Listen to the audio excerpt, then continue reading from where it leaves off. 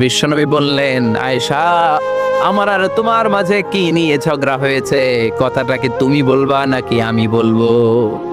আম্মা জান আয়েশা বলেন, আপনি বলেন, তবে মিথ্যা বললেন না, যা ঘটছে ওইটাই বললেন। ওয়ালা তাকুলিল্লাহ হাক্কান, যেটা সত্য ওইটাই বলবেন, অন্য কিছু বলবেন না। আবু বকর রাদিয়াল্লাহু তাআলা আনহু তো শুনে রেগে মেগে আগুন। কি এত বড় সাহস, বিশ্বনবীর সামনে দাঁড়িয়ে তুমি এভাবে কথা বলো? এই আদব শিক্ষা দিয়েছি তোমাকে আমি। রেগে গেলেন। বিশ্বনবী কি সত্য ছাড়া মিথ্যা কিছু বলবেন? রেগে মেগে চিৎকার করে মেয়ের গালের মধ্যে দিলেন এক চপেটাঘাত। এক থাপ্পড় খেয়ে আম্মা জান আয়েশা উল্টায় পড়লেন। আবার মারার জন্য সাইয়েদনা আবু বকর রাগে গড়গড় করছিলেন, মেয়েরে আবার মারার জন্য উদ্যত হলেন। বিশ্বনবী অবস্থা ভয়ঙ্কর দেখে সাইয়েদনা আবু বকরের সামনে দুই হাত মেলে এইভাবে দাঁড়িয়ে গেলেন। বিশ্বনবীকে যখন আবু বকর রাদিয়াল্লাহু তাআলা আনহু দাঁড়াতে দেখলেন, সাইয়েদনা আবু বকর মুহূর্তের মধ্যে থেমে গেলেন। সুবহানাল্লাহ পড়ে। সাইয়েদনা আবু বকর রাদিয়াল্লাহু তাআলা আনহু ঘর থেকে বের হয়ে গেলেন।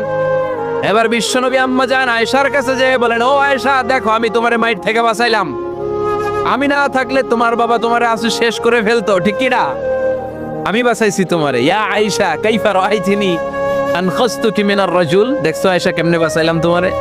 আজকে আমি না থাকলে এমন পিট্টি দিত তোমার বাবা, একেবারে খবর হয়ে যায়। আম্মা জান আয়েশা লজ্জায় পড়ে গেলে, হেসে দিলেন।